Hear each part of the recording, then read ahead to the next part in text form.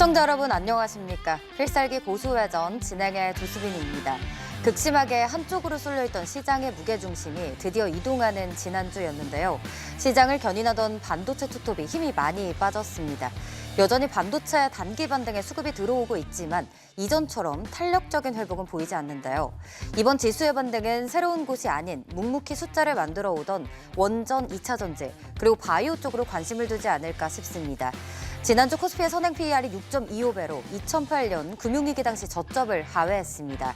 펀더멘털 약화가 가시화되지 않은 채 출현했던 최근 연쇄 급락은 다분히 과도했습니다. 앞으로의 추가 하락의 기대값은 좀 낮아 보이는데요. 지금은 반등장의 진짜 주인공을 잘 찾는 전략이 필요합니다. 오늘 김영구, 김진 전문가와 함께 든든하게 전략 세워보겠습니다. 두 분 어서 오세요.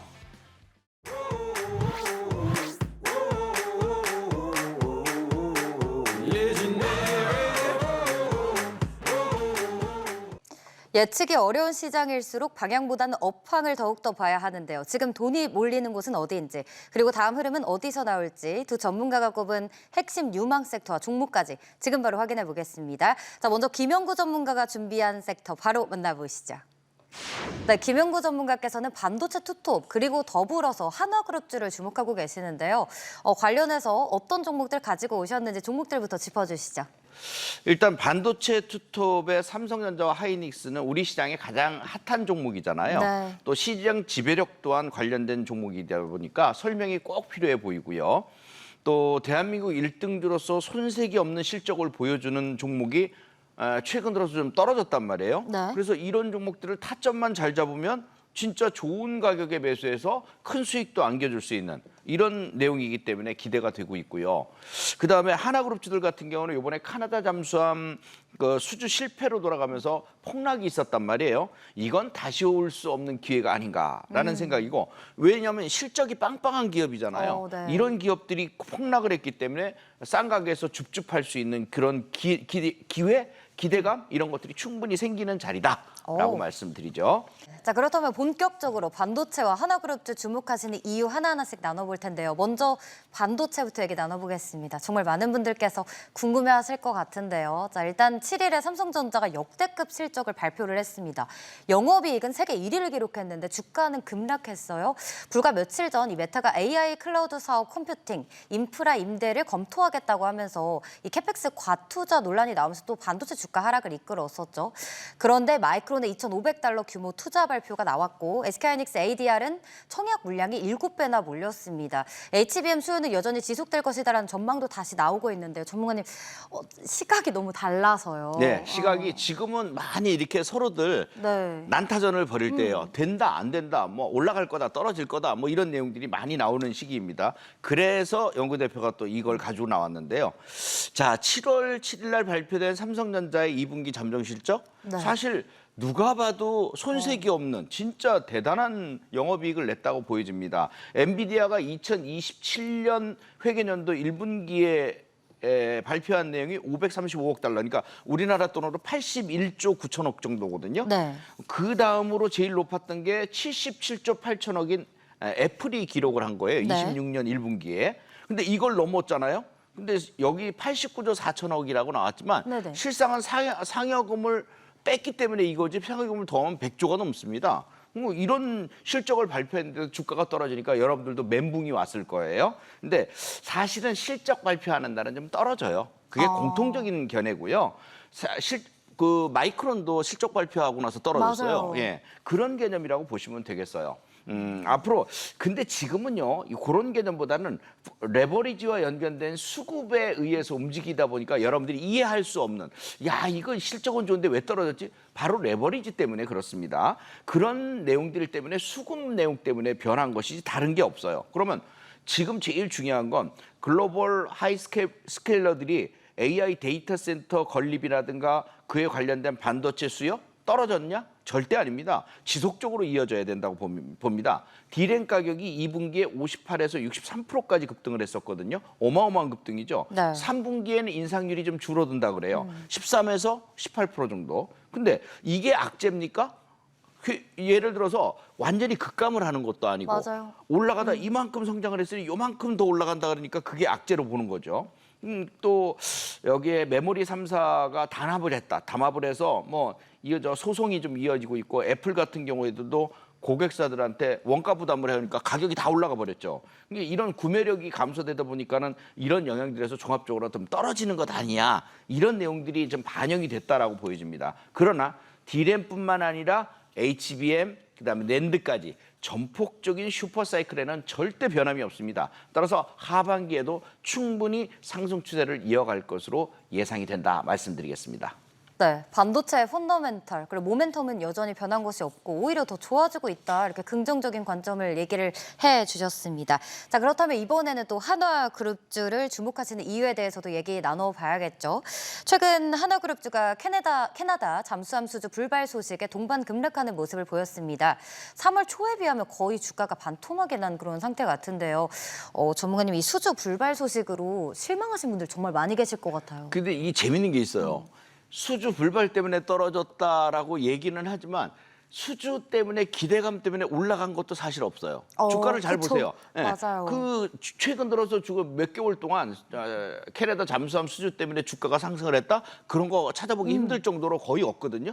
그런데 탈락했다니까 주가가 떨어진다? 그게 웃긴 얘기입니다. 그래서 펀더멘탈에 비해서 너무 많이 떨어졌기 때문에 저는 저점이 너무너무 탐이 납니다. 그러니까 가장 중요한 거는 이 종목들을 볼 때 제일 중요한 거는 많이 떨어졌으니까. 많이 올라온 것도 있지만 그거는 실적에 의해서 정당하게 올라간 것이고, 그다음에 최근 들어서 떨어진 건 그냥 주변 여건에 의해서 떨어졌고, 그다음에 잠수함 탈락 때문에 떨어졌고, 그러면 너무너무 싸졌다는 얘기죠. 이게 둘째로 하나그룹주들이 3월 초까지 신고가 경시를 갖다 보였었거든요. 네. 3월 초. 그러다가 급등에 대한 피로감 때문에 떨어진 것이고, 펀더멘탈에는 문제가 없고 수준은 지속되고, 그다음에 우리가 직면한 단기 급등에 따른 그 건강한 조정, 이런 것들을 보였던 코스피 지수에 비해서도 많이 떨어졌어요. 그렇다면 문제가 해결되는 건 뭐예요? 폭락을 했으니 기술적으로 이격이 아래쪽으로 많이 벌어졌을 거 아닙니까? 네. 그럼 이격을 좁히려는 반등이 들어오겠죠. 그 개념으로 접근하면 아주 쉬울 것 같습니다. 네, 반도체와 한화그룹주들 저가 매수의 기회로 보고 계시는데요. 김용구 전문가께서는 시장에서 곧 상승할 낙폭 과대주를 정말 잘 찾으십니다. 관련해서 실시간 장중 투자 의견이 궁금하시다면 카카오 검색창에 고수회전 검색하시고 친구 추가해 주시면 그 안에서 많은 정보 얻어가실 수 있습니다. 자, 그렇다면 이 업황 안에서 과연 어떤 종목을 픽하고 계시는지 첫 번째 토픽 종목 바로 만나보시죠.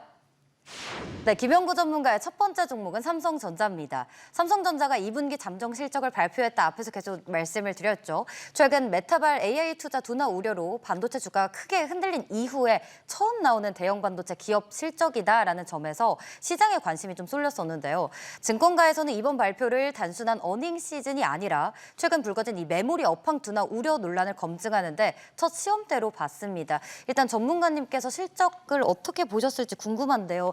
뭐 우리 시청자분들도 실적이 좋게 나올 거다라고는 다들 예상하셨을 것 같아요. 네, 맞아요. 다들 누구나 예상했고 100조 초반대나 아니면은 100조 원이 좀 모자라지 않을까 그렇게 생각을 했었는데 그것을 뛰어넘었어요.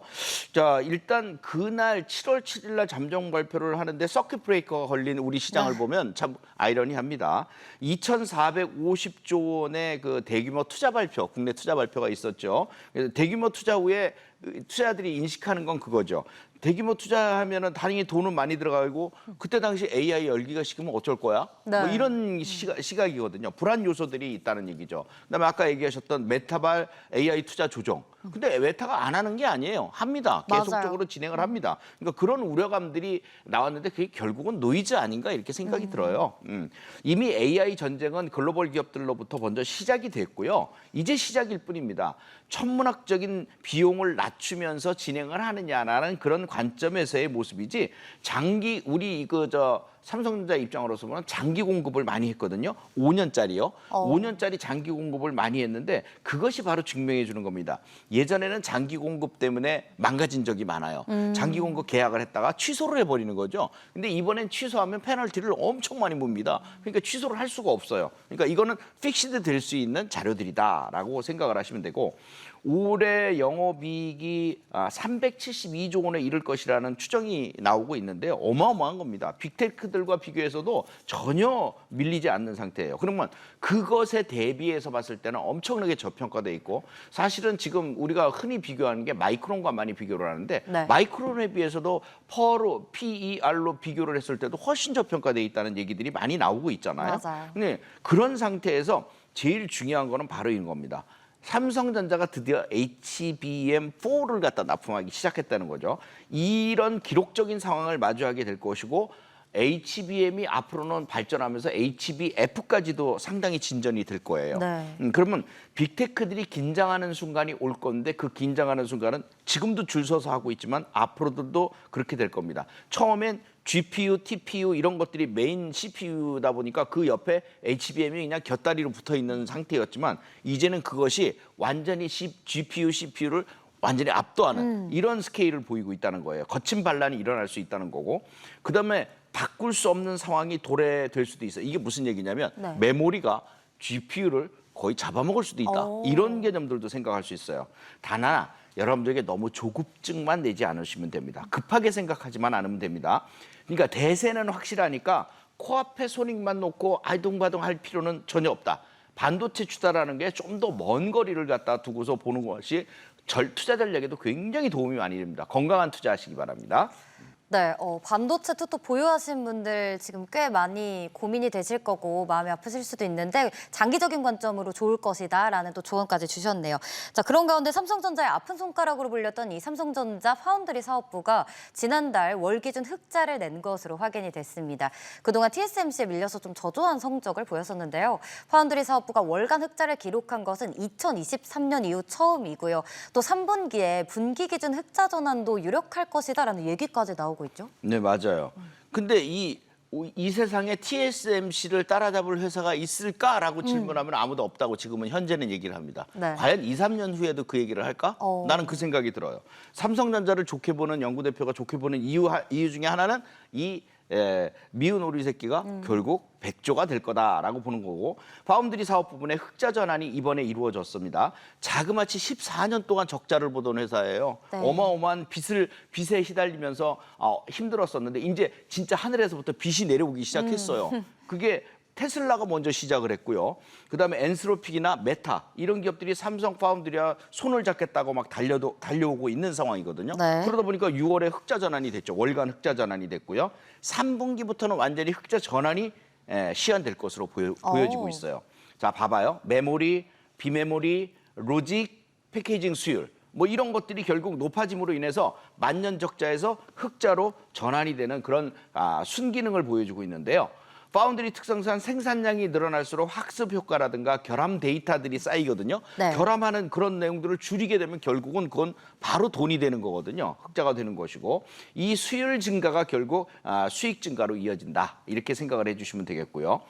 두 번째, 최근에 그 4나노 공정이 팽팽 돌아가고 있는데요. 이 단위수가 높으면 높을수록 조금 질이 떨어지는 거고 단위수가 4, 2 이렇게 내려가면 훨씬 더 좋아지는 겁니다. 에이직이나 HBM4 베이스 다이 이런 주요 품목들이 떠오르고 있는데 이게 압도적입니다. 그냥 여러분들이 생각하시는 그런 수준이 아니고요. 속도도 엄청 빠르고 SK 하이닉스의 점유율도 충분히 갉아먹을 수 있는 이런 성능이 돼요. 네. 그래서 SK 하이닉스는 TSMC로부터 서로 연결돼서 그걸 받고 있잖아요. 삼성전자는 스스로 할 수 있단 말이에요. 파운드리 사업부가. 그래서 이 부분에 삼성전자의 밸류업 또 밸류 가치를 인정받는 부분은 아마도 다음은 바로 이 파운드리가 되지 않을까 이렇게 생각을 하고 있습니다. 파운드리 사업부 3분기부터 확실한 흑자 전환을 시현할 것이다라고 또 예정하고 계시고 이뿐만 아니라 4나노 수율이 완벽하게 잡혀서 공장의 가동률을 회복하면서 SK하이닉스의 점유율까지 조금 더 빼앗아 올 수도 있다라는 기대감도 짚어주셨는데요. 여기에 또 최근 엔트로픽이 삼성전자와 자체 AI 칩 생산을 논의하고 있다라는 보도가 나왔습니다. 만약 이 협력이 현실화가 된다면 이 삼성전자에는 어느 정도 의미가 있는 이벤트일지 또 AI 생태계 확대 측면에서 상징적인 전환점이 될 수 있다고 보실까요? 네, 확실합니다. 상징적인 전환점 됩니다.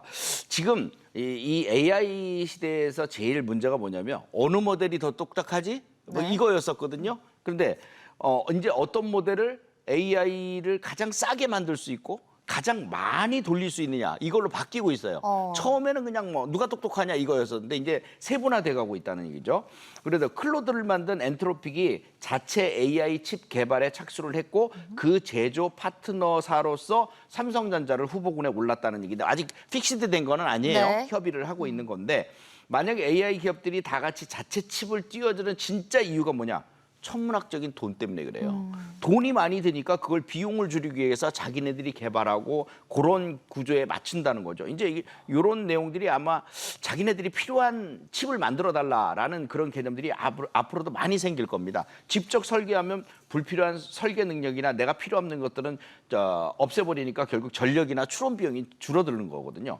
엔스로픽의 지금 그 계획은 아직 초기 단계예요. 그런데 이것이 만약 손이 맞닥뜨려지고 된다면 삼성의 2나노미터가 될 것 같은데 첨단 패키징 설비 쪽으로 진행이 될 것 같습니다.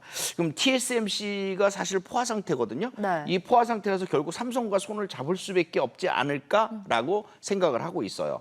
구글도 차세대 TPU 그 일부 물량을 삼성에 맡기는 방안을 갖다가 지금 별도로 검토를 하고 있거든요. 오, 네. 그럼 구글, 뭐 여러분들이 생각하는 엔스로피, 그다음에 그 테슬라까지 포함을 한다면 삼성 파운드리는 진짜 그 오래간만에 그러니까 몇백 년 만에 나오는 진짜 엄청난 기회가 생겨나는 것이다. 이렇게 볼 수 있겠습니다. 엔트로픽과 구글까지 진짜 손을 잡게 된다면 정말 큰 기대감을 가지고 있는 것 같은데요. 그런데 최근 삼성전자에 대한 증권가의 목표 주가가 엇갈리고 있습니다. 한 증권사에서는 방금도 화면에서 보셨다시피 39만 원까지 또 내리기도 했는데요. 그래도 대체적으로는 여전히 높은 TP를 유지하고 있습니다. 전문가님이 보시기에는 삼성전자 목표 주가 또 어디까지 보시며 또 워낙 그동안에는 떨어지더라도 V자 반등을 거의 보였었잖아요. 네네. 그런데 이번엔 좀 어떻게 될지 걱정이 돼가지고. 네. 적정 매수가 수준으로 따지면은 30만 원에서 25만 원 사이가 적정 매수가예요. 그 정도에서 사면은 무난합니다. 무난해요. 네. 손절가는 23만 원 잡아드릴 거고 단기 목표치는 35만 원에서 단중기 목표치는 한 40만 원까지도 볼 수 있겠고요. 그다음에 AI 데이터 센터발 D램 슈퍼 사이클이 27년까지는 어떤 방식으로든 이어집니다. 그러니까 네. 모자란다는 얘기죠. 모자라요. HBM4에 이어서 HBM5까지 연속 히트될 가능성이 굉장히 높아요. 파운드리의 부활로 인해서 결국 백조의 탄생이 될 거고요. 사상 최대의 연간 실적은 계속적으로 쌓아가게 될 겁니다. 그렇다면 여기서 이런 모든 것들을 합쳐서 봤을 때 중장기 투자 목표치는 바로 50만 원이 되겠습니다. 김영구 전문가님께서는 삼성전자로 주가가 떨어질 때마다 저가 매수로 성공하셔서 단기 매매로 계속해서 상승률을 보여주고 계십니다. 삼성전자 보유하고 계신 분들 또는 새롭게 진입하고 싶으신 분들까지 전문가님과 실시간 장중에 삼성전자의 전략 함께하고 싶다 하시는 분들은요. 카카오톡 검색창에 고수외전 네 글자 검색하시고 친구 추가해 주시면 많은 정보 얻어가실 수 있습니다. 자, 그럼 계속해서 김영구 전문가의 두 번째 토픽 종목 바로 만나볼게요. 네, 두 번째 종목은 하나그룹주 안에서 한화 시스템을 준비해 주셨습니다. 2분기 실적은 시장 기대치를 밑돌 것으로 전망이 되지만요. 최근 중동 방공미사일 수출 확대, 그리고 차세대 무기체계 공급 증가로 성장 기대가 좀 이어지고 있다 뭐 이런 얘기도 들리고 있습니다. 네. 사실은 하나 시스템은 쌍두마차라고 봐야지 돼요. 네. 하나그룹의 쌍두마차. 뭔 소리냐? 방산과 조선 둘 다 다를 거머쥐고 있는 기업이에요. 네. 방산 쪽에서는 중동양 천공2 레이더 매출 인식이 본격화되고 있고요. 또 우주 산업에서는 신규 사업을 수주하고 있고요. 조선 같은 경우에는 자회사인 그 필리조선소에서 벌어들이고 있거든요. 이 세 가지가 다 만들어지고 있는데 1분기에 영업이익이 343억 원. 2분기의 영업이익은 예상치는 636억 원. 굉장히 좋아지고 있어요. 근데 시장 기대치보다 조금 낮았다고 하지만 전분기에 대해서는 벌써 2배 정도 급등을 한 거고요. 네. 올해 예상 매출액이 4조 3천억 정도가 되고 있고요. 영업이익은 2,700억 원대 정도 예상을 하고 있거든요. 그럼 전년비 124%나 증가를 한 거예요. 이 실적을 누가 뭐라 그러겠어요. 그죠? 하나 시스템이 유럽, 중동, 아시아를 중심으로 해서 다수의 수출 파이프라인을 갖다 확보한 점이 아주 좋아 보이고요. 한국의 방공 미사일 체계에 다기능 레이더를 갖다 공급하고 있고 사실 천공에서도 그게 60%, 70%, 80%까지 이렇게 요격률이 좋아진 것은 바로 이 레이더 때문입니다. 네. 결국 전체 계약 규모 대비해서 비중은 27.5% 이상 차지를 하고 있고요. 이미 계약을 체결한 아랍에미리트라든가 그다음에 사우디아라비아라든가 이라크와 천궁2 사업을 갖다 순차적으로 매출이 인식이 되고 있는 상황입니다. 또 유럽이나 중동 중심으로 해서 30조 원 규모의 K2 전차 신규 수출까지 발생을 할 것으로 예상을 하고 있어서 뭐 이보다 더 좋을 수 있나? 뭐 그런 생각이 들 정도입니다. 예. 네.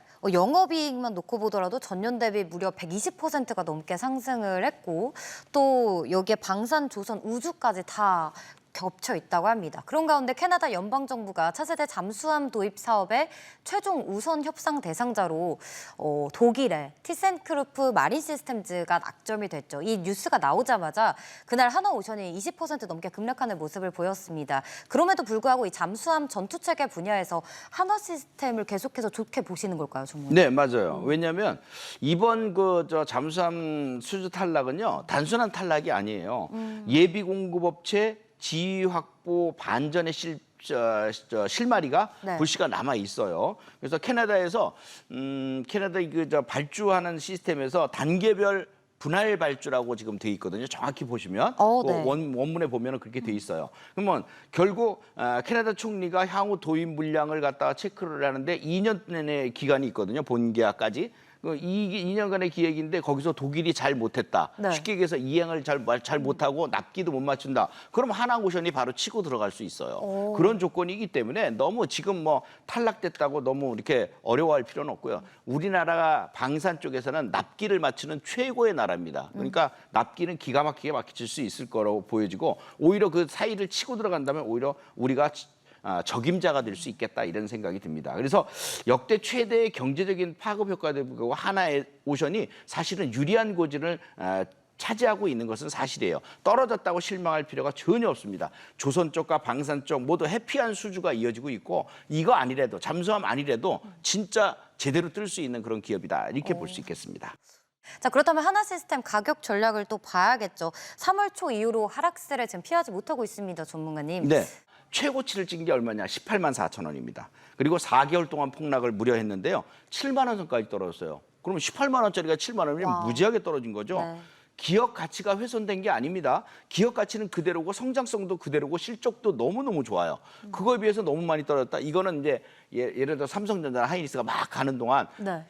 소외를 받다 보니까 떨어진 그런 억울한 내용밖에 없고요. 싼 가격은 절호의 찬스다라고 저는 보여지고 적정 매수가는 7만 원 전후서부터 6만 원 사이까지 들어오면 줍줍해야 되는 자리라고 보여집니다. 손절가는 5만 5천 원이고요. 단기 목표가는 9만 원, 단중기 목표가는 11만 원까지도 볼 수 있겠고요. 중장기 목표치를 본다면 14만 원 말씀드리도록 하겠습니다.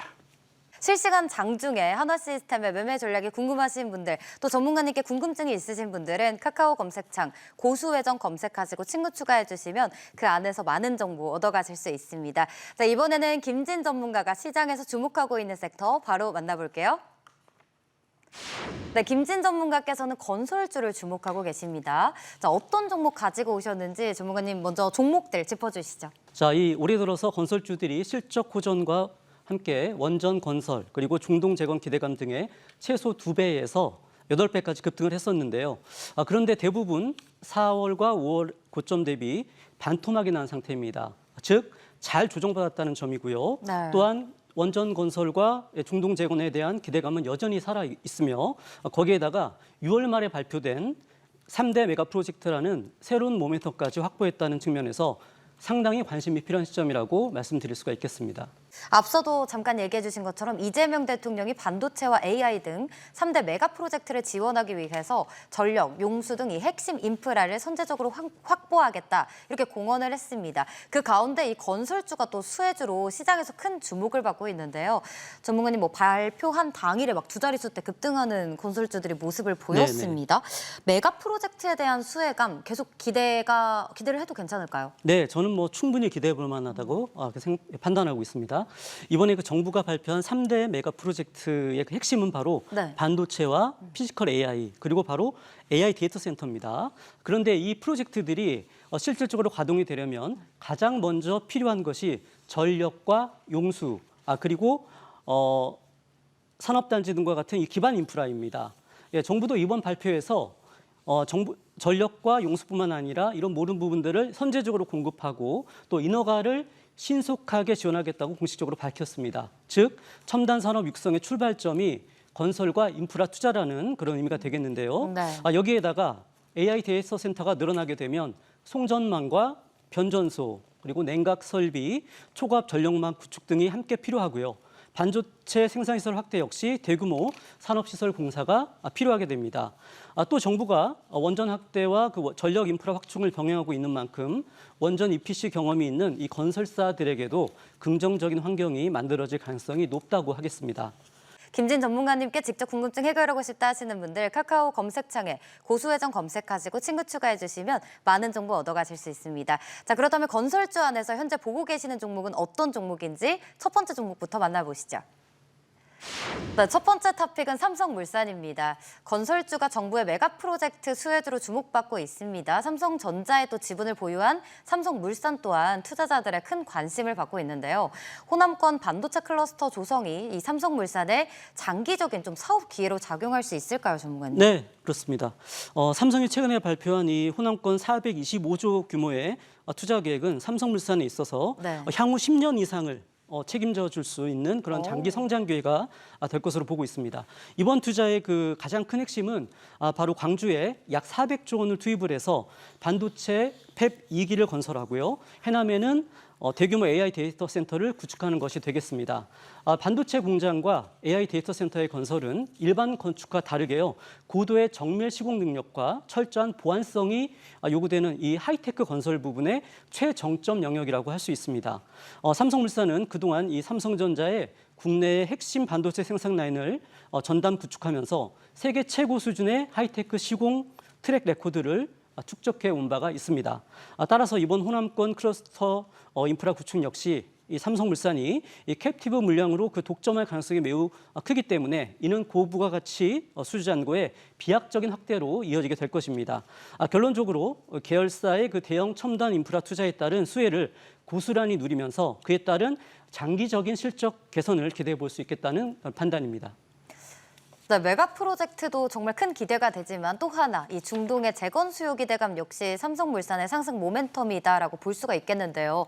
과거 중동 지역 대형 플랜트 건설 프로젝트 이력이 있는 만큼 발주처로부터 이 재건 수주가 본격화될 것이다라는 기대감도 이 삼성물산을 앞으로 좀 주목해야 하는 큰 이유가 되겠죠? 네, 맞습니다. 이 삼성물산은 과거 중동에서요. 네네. 세계 그 최고층 빌딩인 부르즈 할리파를 비롯해서 중동 지역에서 대규모 플랜트 그리고 발전소, 네. 대형 토목 인프라를 성공적으로 완공한 이력과 검증된 기술력을 보유하고 있습니다.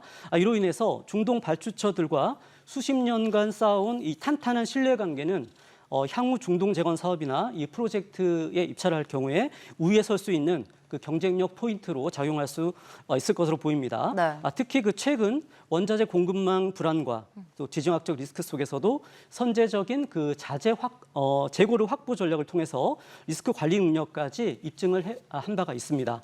따라서 현재 지연되었던 그 대형 프로젝트 발주가 중동의 긴장 완화로 인해서 재개될 가능성이 높아진 것은 물론이고요. 중동 재건 수요가 본격화가 될 경우에는 이러한 신뢰관계와 또 레코드 그리고 입증된 기술력과 관리 능력 등을 바탕으로 해서 중동 재건 및 대형 프로젝트의 수주가 본격화될 것으로 기대되고 있습니다.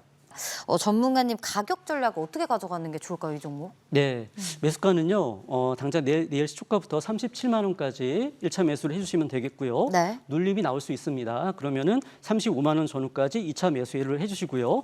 손절가는 종가 기준으로 34만 원 이탈 시를 제시해드리겠고 단기적으로 목표가는 50만 원까지 보시고요.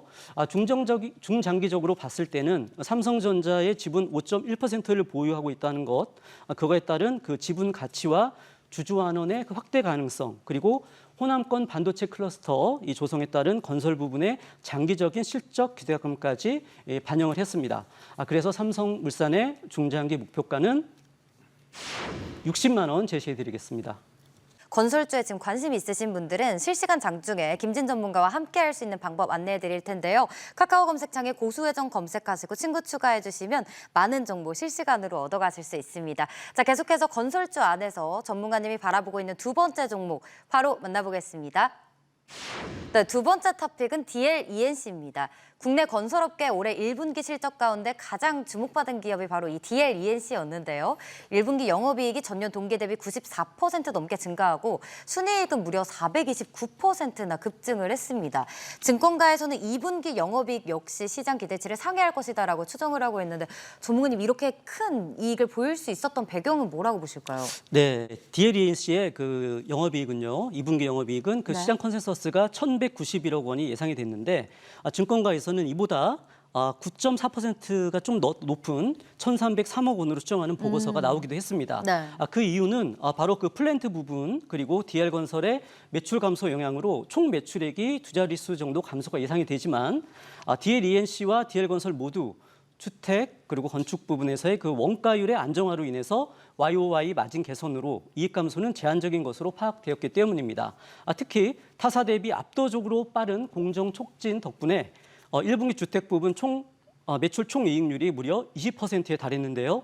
2분기 역시 건축 부분 원가율이 전년 동기 대비 5% 이상 크게 개선이 되면서 영업이익에 그 기여할 부분이 있었기 때문입니다. 또한 그 외형보다 내실 있는 사업에 집중하는 등 구조적인 실적 개선을 해나가고 있다는 점도 함께 보시면 되겠습니다. 네, DLENC 주가를 보면요. 올해 상반기에 60% 이상 올랐습니다. 미국을 중심으로 원전과 에너지 인프라 투자가 확대될 것이다라는 기대감이 커지면서 주가를 이렇게 더 끌어올렸는데요. 앞으로 이 원전, 에너지 사업 부분에서 DLENC가 어떤 역할을 할 수 있을까요, 전문가님? 네, 방금 말씀해 주신 것처럼 DLENC 주가가 상반기 60% 이상 급등할 수 있었던 것은요. 네. 바로 미국을 중심으로 해서 원전과 에너지 인프라 투자가 확대될 것이라는 기대가 커지면서 DL그룹의 에너지 사업 경쟁력이 높은 평가를 받았기 때문인데요. 특히 그 시장에서 주목을 하는 부분은 차세대 에너지원으로 꼽히는 소형 모듈 원전, 즉 SMR 부분에서의 성과라고 보여집니다. DLENC는 글로벌 SMR 선두 기업인 미국 엑스에너지와 약 1,000만 달러 규모의 SMR 표준화 설계 계약을 체결했는데요. 이 표준화 설계라는 것은 이 발전소를 구성하는 설비의 배치와 상호 연계 방식을 구체화하는 작업으로 국내 시공사가 SMR 표준화 설계를 직접 수행하는 것은 이번이 사상 처음 있는 쾌거입니다. 네. 또한 암모니아 분야에서는 사우디 마덴 암모니아 생산 기설을 연이어 수주해서 준공을 했으며 글로벌 기업들과 수소 그리고 암모니아 전환 기술 관련 협력 관계도 구축을 해나가고 있습니다. 즉 기존 대형 원전과 석탄 화력 그리고 정유 플랜트에서 SMR과 LNG 발전, 이 암모니아 등까지 이렇게 에너지 사업의 영역을 넓혀가고 있고요. 또 DL그룹의 그 에너지 영토 확장의 이 핵심적인 역할을 바로 그 DLENC가 계속 해나갈 것으로 기대가 되고요. 그에 따른 시장에서의 평가도 추가적으로 긍정적으로 여길 수 있을 것으로 이렇게 판단하고 있습니다. 네, 그럼 DLENC 가격 전략 들어봐야겠죠. 전문가님, 우리 시청자분들께 지금 그렇게 부담스러운 자리는 아닌 것 같아요. 그렇죠? 네, 맞습니다. 충분히 또 조정을 받았고 건설주들 네. 전반적으로 그래요. 특히 이제 DLENC가 그런데 바로 매수가를 알려드리면 내일 시초가부터 6만 원까지 1차 매수해 주시면 되겠고 눌림이 나오면 5만 5천 원 전후까지 2차 매수 그리고 손절가는 종가 기준으로 5만 원 이탈시를 잡아드립니다. 단기 목표가는 8만 원까지 보시고요. 중장기 목표가는 그 주택 부문 그 원가율 안정에 따른 구조적인 실적 개선과 또 하반기 SMR 그 본계약 가시화에 따른 SMR 시장에서의 그 입지 강화를 통한 그 리레이팅 기대감까지 일부 반영을 했습니다. 그래서 DLENC의 중장기 목표가는 10만 원 제시해드립니다. 오늘은 반도체 그리고 하나그룹주 또 건설주까지 여러분들이 궁금해하실 만한 유망 섹터들 그 안에 탑픽 종목들까지 살펴봤는데요. 계속해서 김영구 그리고 김진 전문가의 실시간 장중 시황을 녹인 전략이 궁금하다 하시는 분들은 카카오 검색창에 고수회전 검색하시고 친구 추가해 주시면 그 안에서 실시간으로 많은 정보 얻어가실 수 있습니다. 또 SBS 비즈증권 유튜브 채널에서 저희 출연 전문가들의 라이브 방송도 진행되고 있습니다. 구독하셔서 많은 인사이트들도 챙겨가시길 바랄게요. 모든 투자의 최종 판단은 투자자 본인에게 있다는 점 명심하시고요. 내 계좌를 지키는 현명한 투자 하시길 바랍니다.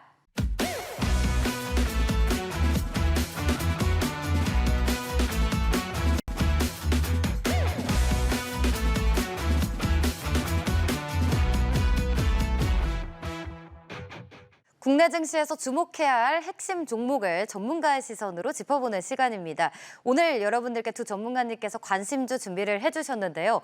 종목에 대한 힌트는 방송 통해서 얘기를 나눠보겠지만 종목명은 카카오 채널 고수외전 검색하시고 친구 추가해주시면 그 안에서 종목명 바로 공개가 되고 있습니다. 자, 먼저 김영구 전문가님이 준비해주신 관심주 바로 만나보겠습니다. 네, 전문가님께서는 엔터주를 가지고 오셨는데요. 저평가 상승 모멘텀을 가지고 있다라고 합니다. 전문가님, 지금 시점에서 어떤 종목을 담느냐 굉장히 좀 중요해 보이거든요. 네, 맞습니다. 이제 지금 이 지수가 굉장히 혼조스러운 것이 한 1개월 반 정도 이렇게 지나가고 있기 때문에 아주 중요한 시점입니다. 근데 억울한 하락이라고 왜 반도체 쏠림 현상 때문에 실적은 좋은데 떨어진 종목들이 있어요. 너무 맞아요. 억울하잖아요. 그 중에 하나가 바로 엔터입니다. 네, 그래서 가지고 나온 거고요. 엔터 산업 자체는 사실 상당히 전망이 좋아요. 여러분들도 아시겠지만 뭐 엔터 산업이 결국 K푸드, K팝, K푸드, 뭐 K무비 계속 발전을 하고 있잖아요. 예. 돈을 실제로 벌고 있느냐가 중요한데 돈을 벌고 있죠. 그런데도 불구하고 주가는 폭락을 했다? 웬 떡이니 해야죠. 이거는 웬 떡이니. 확실한 기회가 포착된 것으로 보여지고요. 연구대표는 원래 그 실적이 좋거나 성장이 분명히 보여지거나 이런 기업들이 예를 들어서 주가가 많이 떨어졌다? 이런 거는 제 매의 눈으로 이제 놓치지 않고 보는데요. 진짜 극단적으로 저평가된 상태다. 이렇게 생각을 해보시면 됩니다. 오늘 종목은. 바로 그 엔터주가 바로 요번 26년 1분기에 영업손실이 나왔어요. 근데 이건 실적 쇼크가 아니라 회계상에서 일회성으로 비용이 발생했기 때문인데 임직원에게 그 보상을 좀 해줬어요. 주식 비용이 한 2,550억 원 정도 반영이 되다 보니까 오히려 흑자가 적자로 변해버린 그런 케이스인데 사실 조정 영업이익은 585억 원 정도로 전년 대비 170%나 폭풍 성장한 것으로 보셔야 됩니다. 2분기에 나타나는 흑자 전환 규모도 대단한데요. 예상 매출이 82% 급증한 1조 1,836억 원입니다. 영업이익은 130% 급증한 1,485억 원 정도 예상이 되고 있고요. 하반기에 여전히 그러니까 상반기까지잖아요. 지금 내용이. 그럼 하반기에는 더 파워풀한 실적을 보여줄 것으로 확실시됩니다. 자, 기술적 분석으로 접근해서 보면요. 2월에 최고점을 찍은 게 41만 8천 원인데요. 이걸 찍고 무려 4개월 동안이나 폭락을 했어요.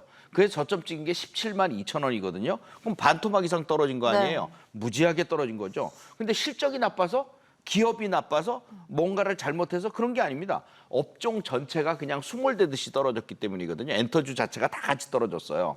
근데 이걸 역수급이라고 그러는데 역수급 때문에 급락이 일어난 겁니다. 다들 쏠림 현상에 반도체들을 보다 보니까 이런 걸 집어던지고 사다 보니까 이게 더 떨어진 케이스가 되거든요. 근데 최근에 약간 신호가 나타나면서 강한 반등이 들어오기 시작했어요. 이거는 이제 나 좀 사주세요 하는 그런 신호거든요. 이를 조정받을 때마다 이제 사줘야 되는 그런 패턴이라고 보는 겁니다. 네, 좋습니다. 1분기, 2분기 모두 영업이익이 100% 넘게 급등을 했다. 하반기에도 좀 기대가 되는 그런 종목이고요.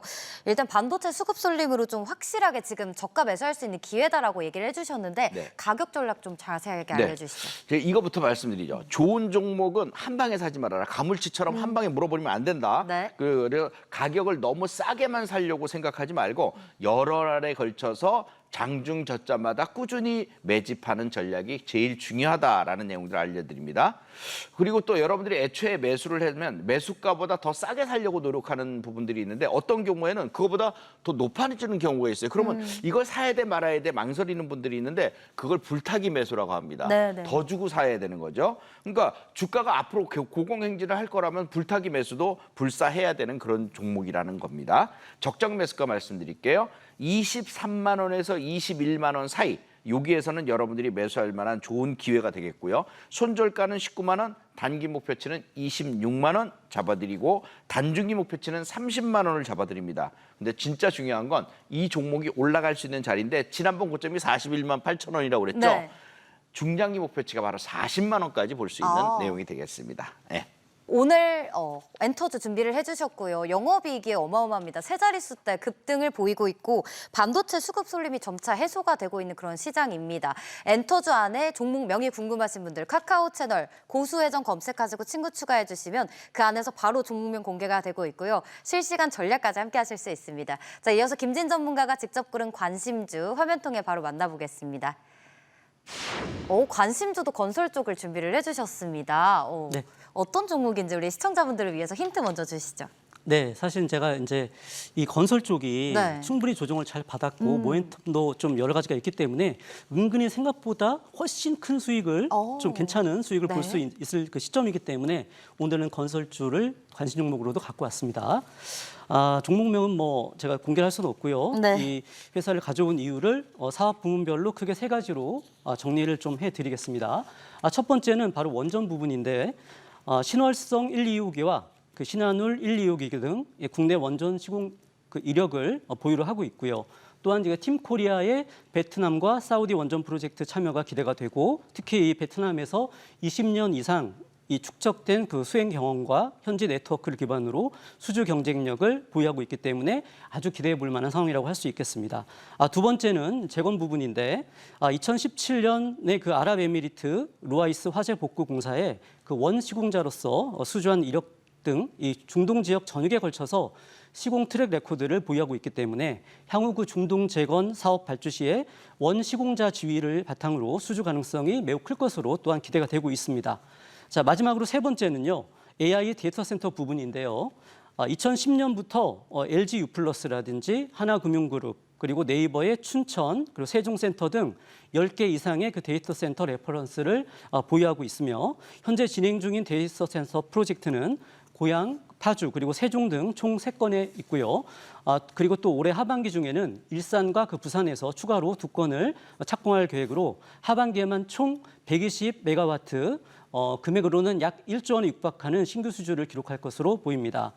그런데 주목할 점은요. 이 데이터 센터 같은 경우는 일반 플랜트나 발전소에 비해서 공사 기간이 매우 짧아서 매출 인식 속도가 매우 빠르다는 이 장점을 가지고 있기 때문에 바로 이제 빠른 실적 개선 기대로 실적 개선으로 그 이어질 수 있는 기대를 함께 가지고 있습니다.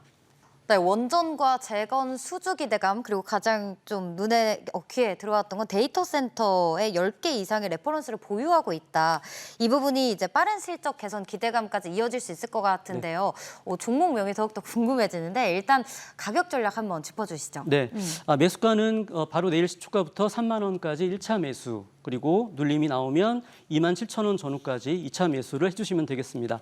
손절가는 종가 기준으로 2만 5천 원 이탈 시 잡아드리겠고요. 단기적인 목표가는 4만 5천 원 선까지 보시고 중기 목표가는 그 AI 데이터 센터의 그 수주 확대 기대감을 좀 반영해서 5만 5천 원까지 제시해드리도록 하겠습니다. 이 오늘의 관심주로 김진 전문가님께서는 반복 매매하시면서 상승률을 꾸준하게 챙기고 계십니다. 그만큼 자신 있는 종목 오늘 들고 와주셨는데요. 장중 매매 전략을 실시간으로 함께하고 싶다 하시는 분들 카카오톡 검색창에 고수회전 검색하시고 친구 추가해 주시면 바로 만나보실 수 있습니다. 또 SBS 비즈 유튜브 채널도 구독하셔서 많은 인사이트도 챙겨가시길 바랄게요. 아울러 모든 투자의 최종 판단은 투자자 본인에게 있다는 점 꼭 기억하시고요. 내 계좌를 지키는 현명한 투자하시길 바랍니다.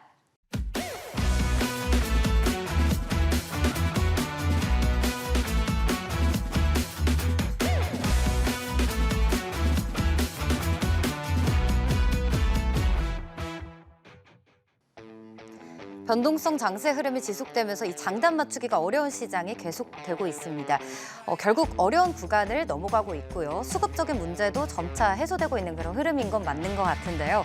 안정화 구간에서 시장보다 빠른 종목 선점과 실시간 대응 전략을 만드셔야 할 구간입니다. 오늘 출연하신 김영국 그리고 김진 전문가와 함께 평일 실시간 장중에 함께하고 싶다 하시는 분들 카카오 검색창에 고수외전 검색하시고 친구 추가해 주시면 바로 함께하실 수 있고요. 또 잠시 후 본 방송이 끝나고 SBS 비즈증권 유튜브 채널에서 오늘 출연하신 김영구 전문가의 라이브 방송 이어집니다. 방송에서 못다한 이야기들 또 많이 얘기 나눠주신다고 하니까 많은 관심 바랍니다. 저희는 다음 시간에 더 알찬 정보로 찾아오겠습니다. 시청해주신 여러분 고맙습니다.